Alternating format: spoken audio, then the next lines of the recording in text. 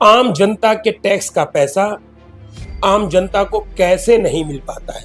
और हम इसमें किसी के औचित्य के लिए नहीं कह रहे हैं। आप देखिए कि माननीय विधायक जी ने अपनी विधायक निधि से वहां पर ऑक्सीजन प्लांट लगवाया। कोरोना के समय ऑक्सीजन की बहुत कमी थी और उस ऑक्सीजन प्लांट की आवश्यकता भी थी, लेकिन आज 5 साल हो गए हैं, वो ऑक्सीजन इमरजेंसी वार्ड तक पहुंच ही नहीं सकती। योजनाएं ऊपर से तो बहुत अच्छी बनती है, लेकिन नीचे आते आते इनका इम्प्लीमेंटेशन ठीक से नहीं हो पाता। हेल्थ एटीएम से सिर्फ और सिर्फ लंबाई नापी जा रही है और बीपी। हेल्थ एटीएम से ब्लड की कोई भी जांच नहीं हो रही। इतने रुपए लगाने के बाद वो सिर्फ एक सफेद हाथी के तौर पर खड़ा हुआ है। शिक्षा और स्वास्थ्य, इन दो पर अगर युद्ध स्तर पर काम करने की आवश्यकता है।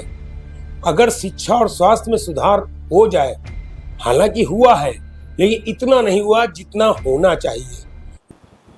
ये वीडियो देने का मेरा मतलब सिर्फ है अपनी पीड़ा व्यक्त करना चाहता हूँ।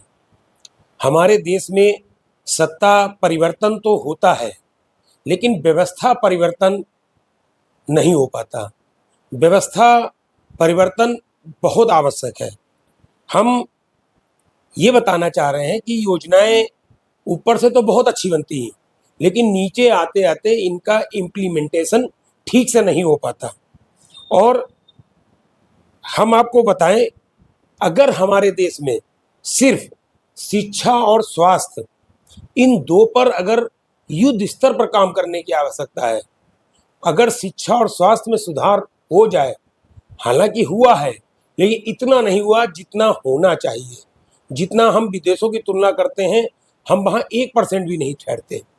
मेरा कहने का मतलब है कि अगर आप एक उदाहरण के रूप में देखिए कि 2 कमरे में एक स्कूल खोला जाता है या 2 कमरे में एक हॉस्पिटल खोला जाता है, और 3 साल बाद आप देखिए वो स्कूल या हॉस्पिटल की बिल्डिंग बनती चली जाती है, और 3 से 4 साल में वहाँ पर करोड़ों की बिल्डिंगें खड़ी हो जाती हैं।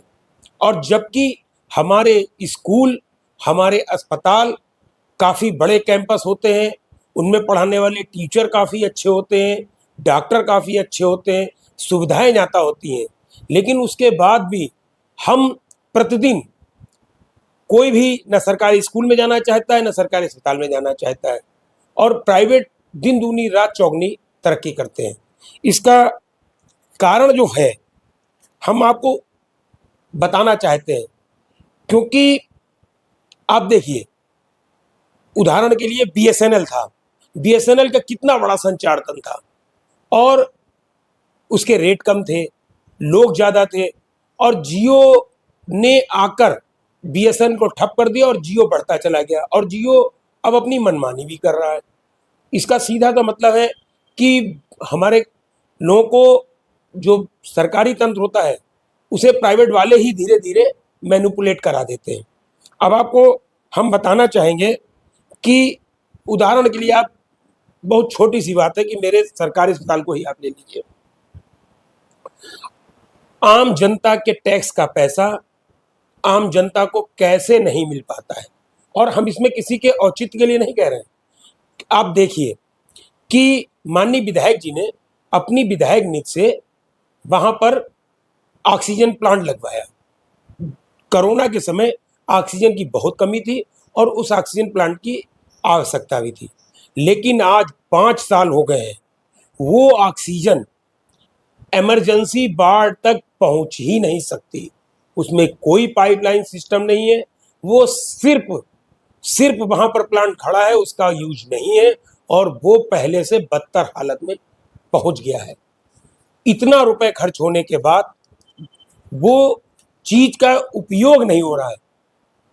और मैं ये बात कह रहा हूं तो मैंने वहां पर पता भी किया है कि ऑक्सीजन प्लांट का बहुत ज्यादा यूज नहीं हो पा, बहुत ज्यादा नहीं, हो ही नहीं पा रहा है। एक्सरे मशीन, ये भी विधायक जी ने लगवाई, और उनका मंतव्य होता है कि गरीब को वो चीज मिल पाए, लेकिन हकीकत ये है कि एक्सरे नहीं हो पाते। बहुत कोई वीआईपी जाए तो शायद किसी एक दो का हो जाए, क्योंकि वहां पर एक्सरे टेक्नीशियन की पोस्ट ही नहीं है और एक्सरे टेक्नीशियन है ही नहीं। जब विधायक जी जाते हैं तो उनके आगे पीछे लोग घूमने लगते हैं, लेकिन जनता, जो आम जनता है, उसको एक्सरे का लाभ बिल्कुल भी नहीं मिल पाता। इसी तरीके से हेल्थ एटीएम लगा है। हेल्थ एटीएम से सिर्फ और सिर्फ लंबाई नापी जा रही है और बीपी। हेल्थ एटीएम से ब्लड की कोई भी जांच नहीं हो रही। इतने रुपए लगाने के बाद वो सिर्फ एक सफेद हाथी के तौर पर खड़ा हुआ है। आप चाहें तो इसकी बात जाकर स्वयं देख सकते हैं कि हेल्थ एटीएम से जांचें कैसे हो रही हैं। ब्लड की जो जांचें कही जाती हैं वो एक भी जांच अभी तक नहीं हो पा रही है। अल्ट्रासाउंड की मशीन लगाई गई है। अल्ट्रासाउंड के लिए वहां पर कोई रेडियोलॉजिस्ट है ही नहीं और अल्ट्रासाउंड होते ही नहीं है।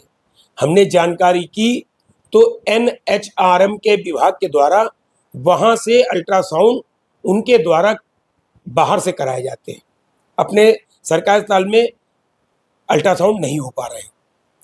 इन सब चीज़ों में जो मशीनें लगी हैं, इनमें हमारा सारी कास्ट जोड़ लीजिए करोड़ों रुपए की है और इनका यूज कुछ भी नहीं हो पा रहा है।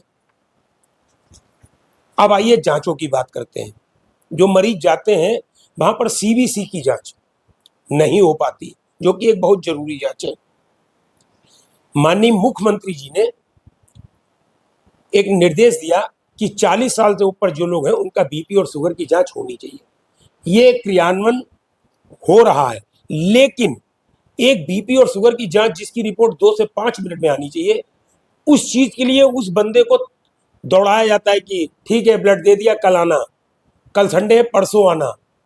तो वो जांच भी औचित्यहीन हो जाती है कि जो व्यक्ति गया था बीपी और शुगर के लिए, वो जांच उस दिन तो वो ला ही नहीं सकता। अब आइए इन जांचों का खेल। सरकारी अस्पताल में आप देखिए मोहम्मदी की जो भी पैथोलॉजी है, 2-2, 3-3 लड़के वहां पर हमेशा दौड़ते रहते हैं पैथोलॉजी के। और सरकारी अस्पताल के कर्मचारियों की मिली भगत से मरीज को पहले डराया जाता है, फिर उसे जांचें बताई जाती हैं और वो जांचें प्राइवेट लैब में होती हैं। डॉक्टर कहते हैं कि तुम्हारा हमें ये पता लग जाए तब हम तुम्हें रिपोर्ट जांच लिखें, तब हम तुम्हें दवाई लिखें। और उससे होता क्या है कि 50% का मोटा कमीशन एक एक डॉक्टर को शाम तक पैथोलॉजी वाले पहुंचा जाते हैं। इसमें बिल्कुल भी गलत नहीं बोल रहे हैं। कई पैथोलॉजी वहां के मिले हुए जो कर्मचारी हैं उनके अंडर में चल रही है।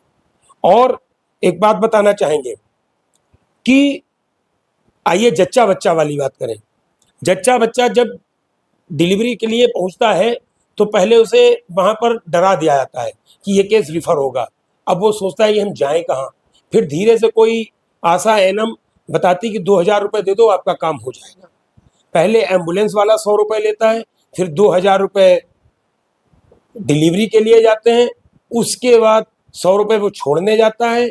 इन सब चक्करों में मरीज इतना परेशान हो जाता है, लेकिन वो सोचता है चलो काम हो गया, मुझे कोई शिकायत नहीं करनी। मैं केवल यही बताना चाहता हूं कि जो सरकारी व्यवस्थाएं हमारी सरकारें मरीज को देना चाहती हैं, उसका 10% भी लाभ मरीजों को नहीं मिलता है और गरीब मरीज को तो बिल्कुल भी नहीं मिल पाता। वीआईपी और जिनके सोर्स होते हैं उनको तो मिल जाता है। आप देखिए मरीज जाता है फ्री के चक्कर में और उसे वहां पर अपनी पायल गिरवी रखनी पड़ती है, कोई सामान बेचना पड़ता है लाला के यहाँ जाके, फिर वो वहां पर इलाज करा पाता है। डेंगू हुआ पिछले साल, इतना डेंगू चला, हमें बता दो कितने मरीज का इलाज डेंगू का हुआ।